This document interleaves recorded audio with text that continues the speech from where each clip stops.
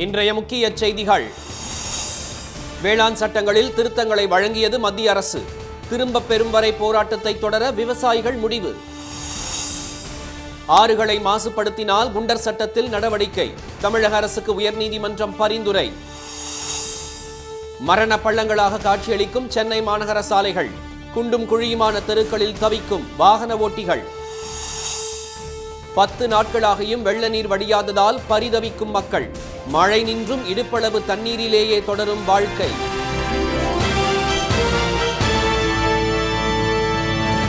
வணக்கம். வேளாண் சட்டங்களில் திருத்தம் செய்வது தொடர்பாக மத்திய அரசு வழங்கிய பரிந்துரைகளை விவசாயிகளின் போராட்ட குழு நிராகரித்துவிட்டது. மத்திய அரசு கொண்டு வந்த வேளாண் திருத்த சட்டங்களை திரும்பப் பெறக் கோரி கடந்த 2 வார காலமாக தலைநகர் டெல்லியை விவசாயிகள் முற்றுகையிட்டுள்ளனர். அவர்களுடன் மத்திய அரசு நடத்திய 5 சுற்று பேச்சுவார்த்தை தோல்வியடைந்த நிலையில் இன்று நடைபெறவிருந்த 6ஆம் கட்ட பேச்சுவார்த்தை அமைச்சரவை கூட்டம் காரணமாக ஒத்திவைக்கப்பட்டது. விவசாயிகள் போராட்டம் தீவிரமடைந்துள்ள நிலையில் தமிழகத்தைச் சேர்ந்த விவசாய சங்க பிரதிநிதிகள் அவர்களை சந்தித்து ஆதரவு தெரிவித்து வருகின்றனர். ஒன்று, விவசாய சங்கத் தலைவர்களை அழைத்து மசோதாவை பற்றி விளக்கியிருக்க வேண்டும். வேளாண் விஞ்ஞானிகளை, விற்பனர்களை கருத்து கேட்டிருக்க வேண்டும். பாராளுமன்ற உறுப்பினர்களை கேட்டிருக்க வேண்டும். நிலைக்குழுவை கேட்டிருக்க வேண்டும். யாரையும் எதுவும் கேட்காமல் வெடிய கொண்டு வந்து எதிர்க்கட்சிகள் கதற ஒரே ஆதரிக்கிறோம் என்கிற ஒரு குரலை எழுப்பி இந்த சட்டத்தை நிறைவேற்றினால் இந்த அழுத்தம் யார் கொடுத்தது? வளர்ந்த நாடுகளா, கார்ப்பரேட் கம்பெனிகளா என்கிற அச்சம் எங்களுக்கு எழுகிறது. 3 சட்டத்தையும் விட்ரா பண்ணலன்னா 80% விவசாயம் மோடி ஐயாவுக்கு எதிர்ப்பாக ஓட்டு போடுவார்கள். வரும் தேர்தலிலே அவர் ஒன்றுமே பண்ணிட முடியாது. ஏன்னா ஒரு சில ஸ்டேட்டுகள் அவர் ஆட்சி பிரிவுகளே மிரட்டுறாங்க. இப்போ எடப்பாடியாரை மிரட்டி அங்கே சப்போர்ட் பண்ணுற மாதிரி வைக்கிறாரு. ஆனால் அங்கே எங்களுக்கும் நேற்று பார்த்தீங்களா பந்தில் தமிழ்நாடு ஃபுல்லாக பந்துக்கு ஓவராக இருந்துச்சு. இதனிடையே வேளாண் சட்டங்களை திரும்பப் பெற முடியாது என்பதில் உறுதியாக உள்ள மத்திய அரசு விவசாயிகள் எதிர்பார்க்கும் முக்கிய அம்சங்களில் திருத்தங்களை மேற்கொள்ள முடிவு செய்துள்ளது. இது தொடர்பான பரிந்துரைகள் விவசாயிகளுக்கு அனுப்பப்பட்டன. அது குறித்து போராட்டத்தில் பங்கேற்றுள்ள விவசாய சங்கங்கள் நடத்திய கூட்டத்தில் பரிசீலிக்கப்பட்டது. அப்போது வேளாண் சட்டங்களை திரும்பப் பெற வேண்டும் என்ற ஒற்றை கோரிக்கையில் உறுதியாக இருக்கவும் போராட்டத்தை தொடரவும் முடிவு செய்யப்பட்டது. இது பஞ்சாபில் உட்கார்ந்துருக்கிறப்போ இருந்தாங்கன்னா ஒன்றும் பிரச்சனை இல்லை. நாங்கள் இத்தனை நாள் இங்கே இவ்வளோ கஷ்டப்பட்டு அதை பண்ணி இதை ஃபஸ்ட்டு நாங்கள் அங்கே உட்காந்துருந்தப்போ 10 நாள்லையோ 1 மாதத்தில் கூட வந்திருக்கலாம். 2.5 மாதம் பஞ்சாபில் உட்காந்துட்டு இங்கே 12 நாள் உட்காந்து இவ்வளோ இது பண்ணி நாங்கள் ரத்து பண்ணாமல் ஊருக்கு போனோம்னா எங்களுக்கே அவமானம். விவசாயிகள் போராட்டத்தை தொடர முடிவு செய்துள்ள நிலையில் போராட்டம் நடந்து வரும் பகுதிகளில் பாதுகாப்பு படையினர் குவிக்கப்பட்டு வருகின்றனர். இதனால் பதற்றம் உருவாகியுள்ளது. இதனிடையே குடியரசுத் தலைவர் திரு ராம்நாத் கோவிந்தை எதிர்க்கட்சித் தலைவர்கள் நேரில் சந்தித்தனர். திரு ராகுல் காந்தி தலைமையில் சென்ற இக்குழுவில் திரு சரத் பவார், திரு சீதாராம் யெச்சூரி, திரு டி ராஜா, திரு TKS இளங்கோவன் ஆகியோர் இடம்பெற்றிருந்தனர். விவசாயிகளின் வாழ்வாதாரத்தை பாதிக்கும் வேளாண் சட்டங்களை உடனடியாக திரும்பப் பெற கோரி குடியரசுத் தலைவரிடம் அவர்கள் வலியுறுத்தினர். ஆறுகளை மாசுபடுத்துபவர்களை குண்டர் சட்டத்தில் கைது செய்யும் வகையில் சட்ட திருத்தம் கொண்டு வருவது தொடர்பாக உரிய விளக்கம் அளிக்காவிட்டால் தமிழக தலைமை செயலாளருக்கு சம்மன் அனுப்ப நேரிடும் என உயர்நீதிமன்றம் எச்சரித்துள்ளது. உயர்நீதிமன்ற மதுரை கிளை பதிவாளர் தாமாக முன்வந்து தாக்கல் செய்துள்ள மனுவில் கரூர் மாவட்ட சாயப்பட்டறைகளில் இருந்து வெளியேறும் கழிவுநீர் அமராவதி ஆற்றில் கலக்காமல் இருக்க நடவடிக்கை எடுக்குமாறு அதிகாரிகளுக்கு உத்தரவிட வேண்டுமென கோரப்பட்டுள்ளது. உயர்நீதிமன்ற நீதிபதிகள் திரு கிருபாகரன், திரு புகழேந்தி ஆகியோர் முன்பு இந்த வழக்கு இன்று மீண்டும் விசாரணைக்கு வந்தபோது கோதாவரி ஆற்றில் கழிவுநீர் கலந்ததால் குடிநீரில் தாமிரம், நிக்கல் அதிகரித்து 500 பேர் பாதிக்கப்பட்டது போல் அமராவதி ஆறும் மாசு அடைய வேண்டுமா என்று கேள்வி எழுப்பினர். இயற்கை வளங்கள் அனைத்தையும் மாசுபடுத்தி நோய்கள் உருவாக நாமே காரணமாக இருந்துவிட்டு மருத்துவமனைகளை அதிகரிப்பதால் என்ன பயன் என நீதிபதிகள் வினவினர். மாசு கட்டுப்பாட்டு வாரியமே ஊழலால் மாசுபட்டு விட்டதாக நீதிபதிகள் அதிருப்தி தெரிவித்தனர். ஆறுகளை மாசுபடுத்துவோரை குண்டர் சட்டத்தில் கைது செய்வது தொடர்பாக உரிய விளக்கம் அளிக்காவிட்டால் தலைமை செயலாளருக்கு சம்மன் அனுப்ப நேரிடும் என்று எச்சரித்த நீதிபதிகள் இதுகுறித்து அரசு பதிலளிக்க உத்தரவிட்டு வழக்கு விசாரணையை பிற்பகலுக்கு ஒத்திவைத்தனர். மீண்டும் நீதிமன்றம் கூடிய போது அரசிடம் உரிய விளக்கம் பெற்று சமர்ப்பிப்பதாக அரசு வழக்கறிஞர் கூறினார். அதனை ஏற்றுக்கொண்ட நீதிபதிகள் அமராவதி ஆற்று பகுதியில் உள்ள இரட்டை வாய்க்காலில் 5 இடங்களில் நீரின் மாதிரிகளை எடுத்து கிங்ஸ் ஆய்வு கூடத்திற்கு அனுப்பி அறிக்கை தாக்கல் செய்ய மாசு கட்டுப்பாட்டு வாரியத்திற்கு உத்தரவிட்டனர். வழக்கு விசாரணை வரும் 17ஆம் தேதிக்கு ஒத்திவைக்கப்பட்டுள்ளது. தொடர் மழையால் சென்னை மற்றும் புறநகர் சாலைகள் கடுமையாக சேதமடைந்துள்ள நிலையில் முதியவர் ஒருவர் பள்ளத்தில் விழுந்து பலியான சம்பவம் அதிர்ச்சியை ஏற்படுத்தியுள்ளது. நிவர் மற்றும் புரவி புயல்கள் காரணமாக கொட்டிய மழையால் சென்னையின் பெரும்பாலான சாலைகள் குண்டும் குழியுமாக காட்சியளிக்கின்றன. கோடம்பாக்கம் நெடுஞ்சாலையில் மேம்பாலம் அருகே உள்ள சர்வீஸ் சாலையில் மூடப்படாமல் இருந்த பள்ளத்தில் தேங்கியிருந்த தண்ணீரில் விழுந்து நரசிம்மன் என்ற முதியவர் பலியானார். அதிகாரிகள் அலட்சியமே இதற்கு காரணம் என பொதுமக்கள் குற்றம் சாட்டினர். எம்ஜிஆர் நகரில் சரக்கு வாகனம் ஒன்று பள்ளத்தில் சிக்கியதால் வாகன ஓட்டிகள் கடும் அவதிக்குள்ளானார்கள். சரியா மூடல சார், அது மூடி இருந்தால் இந்த மாதிரிலாம் வராது. இது போல் அடிக்கடி இது போல் நடக்குது. இது வந்து தோன்றவங்க சரியா மூடிட்டு போகாமல் அப்படியே விட்டுட்டு போனதுனால தான் இந்த பிரச்சனை. இப்போ நாங்கள் இங்கே இருக்கிறவங்க எல்லாருமே சேர்ந்து இந்த வண்டி தள்ளுறோம், எங்களால் தள்ள முடியல. கிட்டத்தட்ட ஒரு 10,000 15,000 செலவு பண்ணால் தான் இந்த வண்டி ரெடி ஆகும். இந்தமாரி இது அவங்க பண்ணுற சின்ன தப்புக்குனால நாங்கள் தான் ரொம்ப பாதிக்கிறோம். சென்னை புறநகர் பகுதிகளிலும் வாகனங்களை ஓட்ட முடியாத அளவுக்கு சாலைகள் கடுமையாக சேதமடைந்துள்ளன. OMR சாலையில் 12 நாட்களாகியும் பல இடங்களில் தண்ணீர் தேங்கியுள்ளதால் சாலைகள் பழுதடைந்து அத்தியாவசிய தேவைக்கு கூட வாகனங்கள் செல்ல முடியாத நிலை நீடிக்கிறது. திருவொற்றியூர் நெடுஞ்சாலை, எண்ணூர் விரைவு சாலை ஆகியவை குண்டும் குழியுமாக மாறியுள்ளன. மணலி பகுதிக்கு செல்லும் சாலைகள் மழையால் சேரும் சகதியுமாகி மரண பள்ளங்களாக மாறியுள்ளன.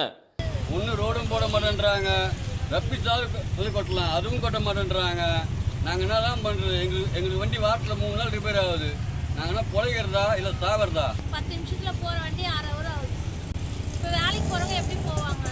நாங்களாம் ஒரு அளவுக்கு வயசானவங்க என்ன பண்ணுவாங்க? அவனா காரை வச்சுட்டு இருக்காங்க. பூந்தமல்லி, வானகரம், மதுரவாயல், செந்நீர் குப்பம் உள்ளிட்ட பல பகுதிகளில் மழைநீர் வாய்க்கால்கள் திறந்து கிடப்பதால் தொடர் விபத்து ஏற்படும் ஆபத்து ஏற்பட்டுள்ளது.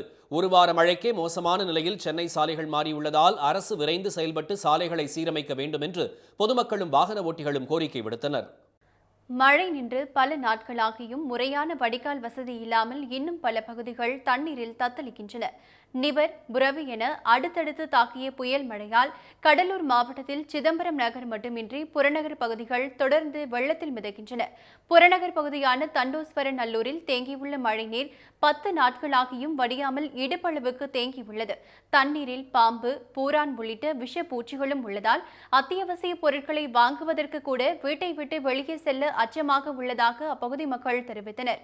வடியாத மழைநீரால் விடியாத பொழுதுகளாகவே தினமும் செல்வதாக அவர்கள் தெரிவித்தனர். மழை வரும்போதெல்லாம் இங்கே தான் இப்படி தான் தண்ணி இருக்கும், கழுத்தளவு தண்ணி இருக்கும். நாங்கள்லாம் பெரிய பெரிய பாம்புங்கள்லாம் வருது, தேள் பூரெலாம் வீட்டுக்குள்ளே வந்துடுது. வீட்டில் தண்ணி வந்தாலும் இப்போ குழந்தை குட்டியை வச்சு இருக்க முடியல. அதனால் நாங்கள் எல்லாம் வேறு வெளியூரில் போய் தங்கிட்டு இருக்கோம். நீ வீடு எப்படி இருக்குன்னு பார்க்க வந்தேன், இன்றைக்கும் தண்ணி குறையல. பிகாஸ் இது வடிகால் வசதியே இல்லை இங்கே. குழந்தைகள் நாங்களாம் வேலைக்கு போக முடியல, வர முடியல. ஒரு கையில் கட்டிட்டு 2-3 துணி எடுத்துகிட்டு போக வேண்டியதாக இருக்குது. கையில் ஏதோ கஷ்டப்பட்டு வச்சுருக்கிற ஃபோனும் கீழே விழுந்துடுது. எந்த இடத்துல பள்ளம் மேடுனே தெரியல. குறைஞ்சது நாங்கள் வந்ததுலேருந்து இதை அனுபவிச்சுட்டு இருக்கோம். எங்கள் நகரவாசிகள் சொன்னது போல் எல்லார்கிட்டையும் நாங்கள் மனு கொடுத்து 2-3 தடவை நாங்கள் வந்து ஞாபகப்படுத்தியும் பார்த்துட்டோம், நேராகவும் போய் பார்த்துட்டோம். சிரமத்துக்கு அளவே இல்லை. செங்கல்பட்டு மாவட்டம் செங்குன்றம் அருகே உள்ள லட்சுமி நரசிம்மன் நகர், ராகவா நகர், காளியம்மன் நகர், சத்யா நகர் பகுதிகளை சூழ்ந்துள்ள மழைநீர் 10 நாட்களாகியும் வடியாததால் பொதுமக்கள் அவதிப்பட்டு வருகின்றனர். அதே நிலையே திருவள்ளூர் மாவட்டம் வேப்பம்பட்டு, ராமகிருஷ்ணா நகர் பகுதிகளிலும் நீடிக்கிறது. எரிவாயு சிலிண்டர் கிடைப்பதில் சிரமம் ஏற்பட்டுள்ளதாகவும் அடிக்கடி ஏற்படும் மின்வெட்டால் இரவில் தூங்க முடியாமல் தவிப்பதாகவும் அப்பகுதி மக்கள் தெரிவித்தனர். முறையான வடிகால் வசதி இல்லாததே இன்றைய நிலைக்கு காரணம் என பாதிக்கப்பட்டவர்கள் கூறினர். இங்கே வந்து தண்ணி முட்டி அளவுக்கு வந்துட்டு இருக்கு. இங்கேருந்து நாங்கள் வெளியில் போகிறது ரொம்ப கஷ்டமாக இருக்குது. பூச்சி உள்ளெல்லாம் வந்து பூச்சிலாம் வந்துடுது, கொசுத்தலை அதிகமாக இருக்குது, பாம்பு, இதுமாரி நிறைய ப்ராப்ளம்ஸ் இருக்குங்க. கரண்ட் வேறு அடிக்கடிக்கு போகுது. இங்கே வேப்பம்பட்டு ராமகிருஷ்ண நகர் மாதிரி திருமால் நகர் இந்த மாதிரி 4-5 ஏரியா இருக்குது. அந்த தண்ணி எல்லாமே போகிறதுக்கு ஒத்தடி பாதை மாதிரி ஒரு இது பண்ணியிருக்காங்க. ஸோ அது வந்து பத்தாது. ஸோ இங்கே இருக்கிற ஆல்ரெடி இருக்கிற வடிகால் வந்து சரியாக சீரமைச்சு ஸோ அதில் தண்ணி போச்சுன்னா இன்னும் கொஞ்சம் கூட ஸ்பீடாக போகும்.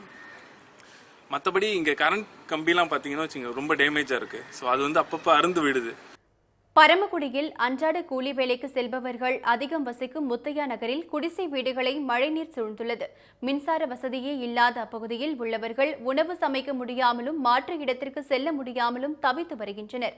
இதனிடையே சென்னையை அடுத்த செம்மஞ்சேரியில் சாலையில் தேங்கியுள்ள மழைநீரில் அதன் ஆபத்தை உணராமல் சிறுவர்கள் குளித்து விளையாடி வருகின்றனர்.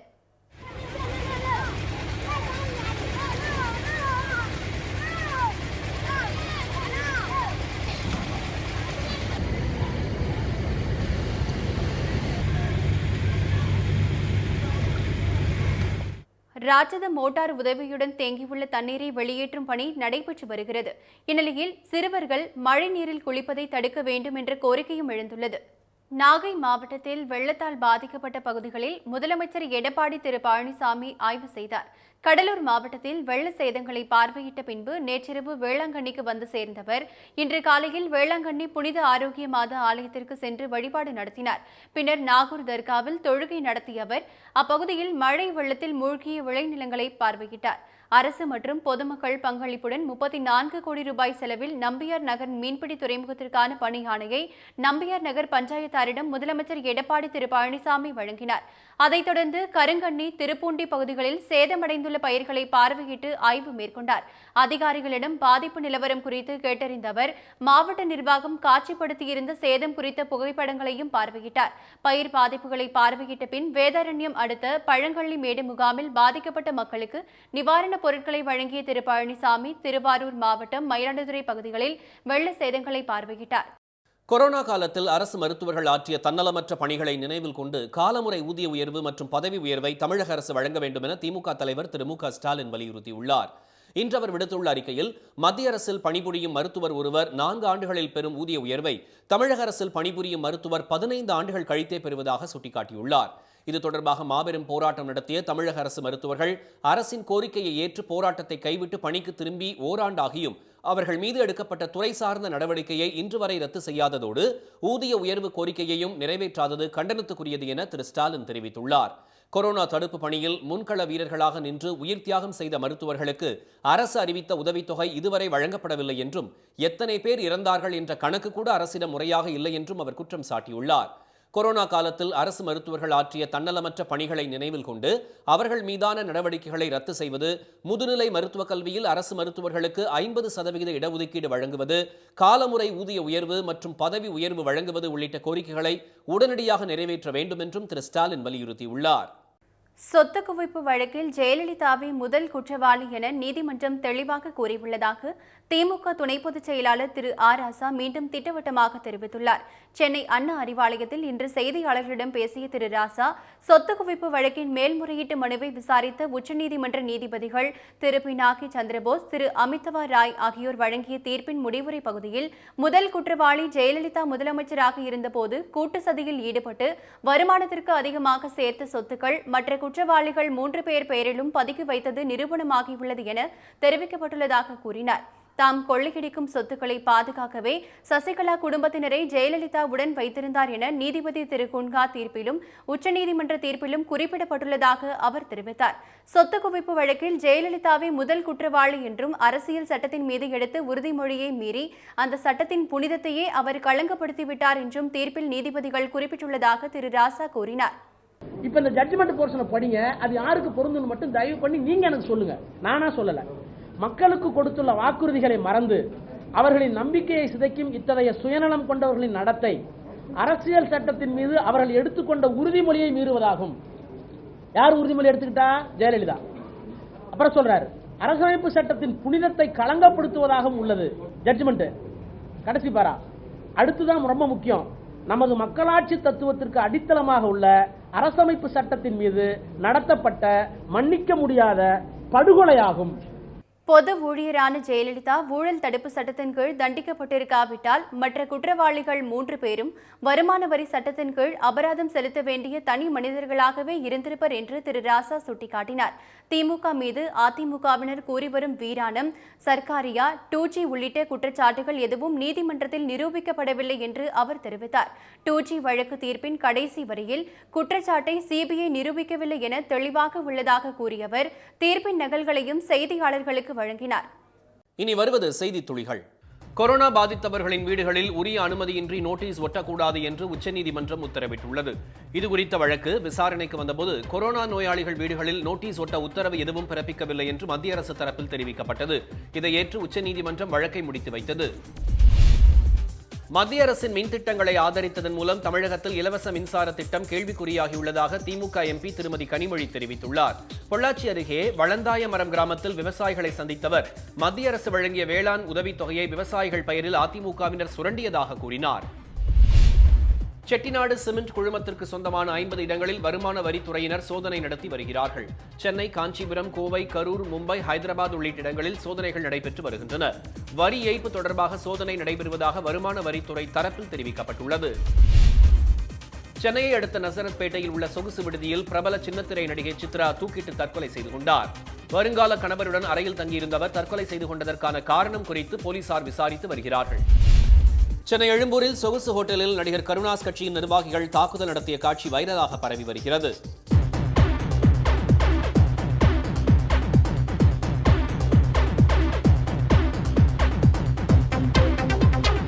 கட்சியின் மாநில இளைஞரணி செயலாளர் திரு அஜய் மற்றும் அவரது நண்பர்களை ஹோட்டல் ஊழியர்கள் தாக்கியதால் கட்சி நிர்வாகிகள் திரண்டு வந்து தாக்குதல் நடத்தியதாக கூறப்படுகிறது.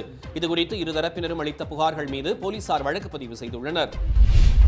சென்னை தீவுத்திடல் எதிரே உள்ள குடிசை பகுதிகளை அகற்ற எதிர்ப்பு தெரிவித்து கூவமாற்றில் இறங்கி மக்கள் பல மணி நேரம் போராட்டத்தில் ஈடுபட்டுள்ளதால் பரபரப்பு நிலவுகிறது. அப்போது ஒருவர் கையை அறுத்துக் கொள்வதாக போலீசாருக்கு மிரட்டல் விடுத்தார்.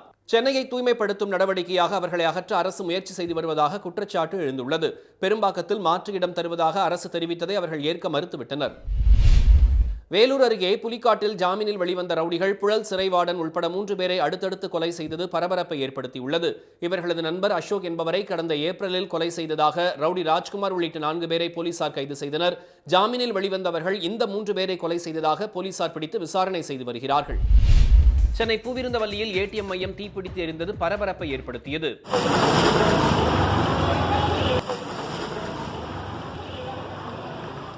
ஏடிஎம் இயந்திரமும் எரிந்து போனதால் அதிலிருந்த பணமும் எரிந்திருக்கலாம் என கருதப்படுகிறது. மின்கசிவு காரணமாக தீ விபத்து ஏற்பட்டதாக விசாரணையில் தெரியவந்துள்ளது.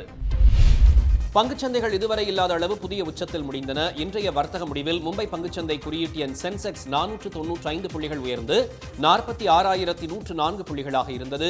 தேசிய பங்குச்சந்தை குறியீட்டு எண் நிப்டி 136 புள்ளிகள் அதிகரித்து 13,529 புள்ளிகளாக இருந்தது. சென்னையில் ஆபரண தங்கம் விலை சவரனுக்கு 192 ரூபாய் சரிந்து 37,472 ரூபாயாகவும் 1 கிராம் 4,684 ரூபாயாகவும் உள்ளது. வெள்ளி விலை கிராமுக்கு 80 காசுகள் குறைந்து 68 ரூபாயாக உள்ளது. இந்தியாவுக்கு எதிரான முதல் டெஸ்ட் கிரிக்கெட் போட்டியிலிருந்து ஆஸ்திரேலிய அணி தொடக்க வீரர் டேவிட் வார்னர் விலகியுள்ளார். 2வது ஒருநாள் போட்டியில் ஏற்பட்ட காயம் அவருக்கு இன்னும் குணமாகவில்லை. எனினும் 2வது டெஸ்ட் போட்டியில் வார்னர் விளையாட வாய்ப்பு உள்ளது. இதற்கிடையே இந்திய அணி முன்னாள் விக்கெட் கீப்பர் பர்தீப் பட்டேல் அனைத்து வகை கிரிக்கெட்டிலிருந்து ஓய்வு பெறுவதாக அறிவித்துள்ளார். இனி வருவது பல்சுவை செய்திகள். டெல்லியில் போராட்டம் நடத்தி வரும் விவசாயிகளின் போர்க்குணம் மட்டுமே பலருக்கு தெரிந்திருக்கிறது. ஆனால் அவர்களின் திட்டமிடல் பற்றி பெரிதாக பேசப்படவில்லை. 10 நாட்களுக்கு மேல் ஒரே இடத்தில் தங்கி போராடும் போது 3 வேளை சாப்பாடு எப்படி பிரச்சனை இல்லாமல் சமாளிக்கப்படுகிறது என்பதையும் அதற்கான அற்புதமான ஒருங்கிணைப்பையும் இந்த காட்சிகள் புரிய வைக்கும்.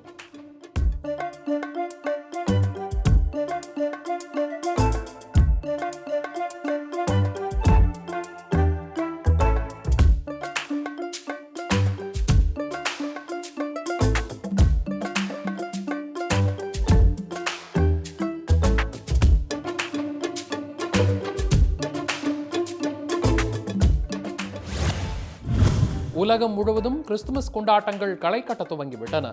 அமெரிக்காவில் சாண்டா கிளாஸ் வேடமணிந்து ஒளிரும் விளக்குகளுடன் அலங்கரிக்கப்பட்ட மோட்டார் சைக்கிள்களில் வலம் வந்த கிறிஸ்துமஸ் தாத்தாக்கள் ஒரு புறம் பலரையும் கவர்ந்தெடுக்க, கலிபோர்னியாவின் கரிய வானில் பரவியிருந்த இருளின் நடுவே ட்ரோன் குவியல்களில் அசைந்தாடிய சாண்டா கிளாஸின் வசீகர தோற்றமும் பனிச்சறுக்கு பயணமும் பார்த்தவர்களை பிரமிப்பில் ஆழ்த்தின.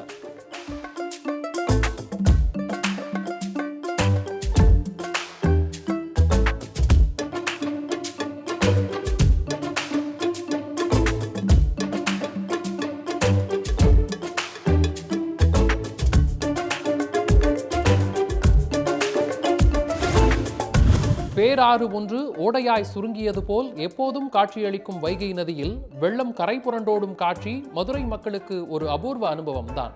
இந்த வீடியோவிலும் அந்த பரவசம் கரை புரள்கிறது.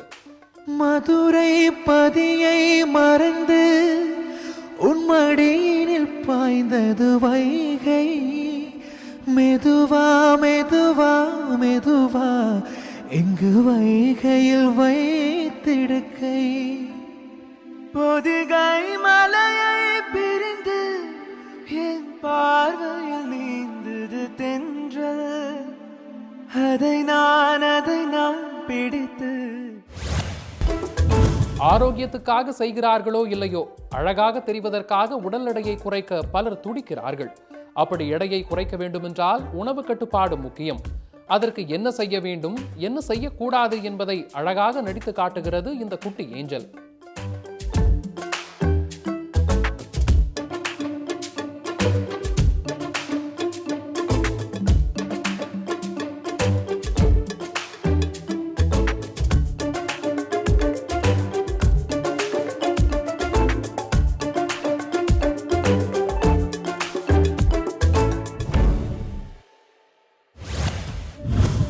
சில பேர் எதை சொன்னாலும் அதற்கு நேர் எதிராக புரிந்து கொள்வார்கள்.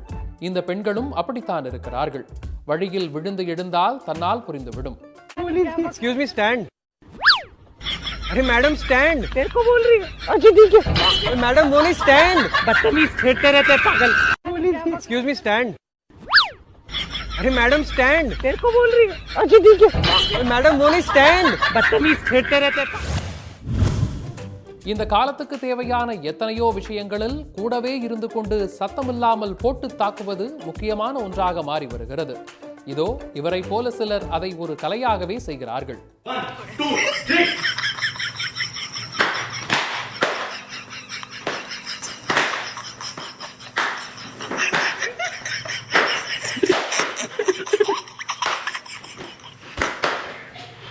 மீண்டும் இன்றைய முக்கிய செய்திகள்.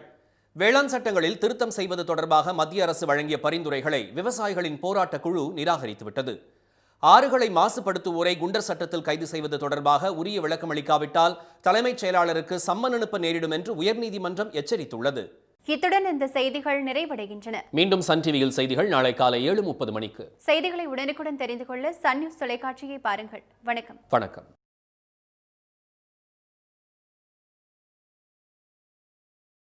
உடனுக்குடன் செய்திகளை தெரிந்து கொள்ள சன் நியூஸ் பெல் ஐகானை கிளிக் பண்ணுங்க.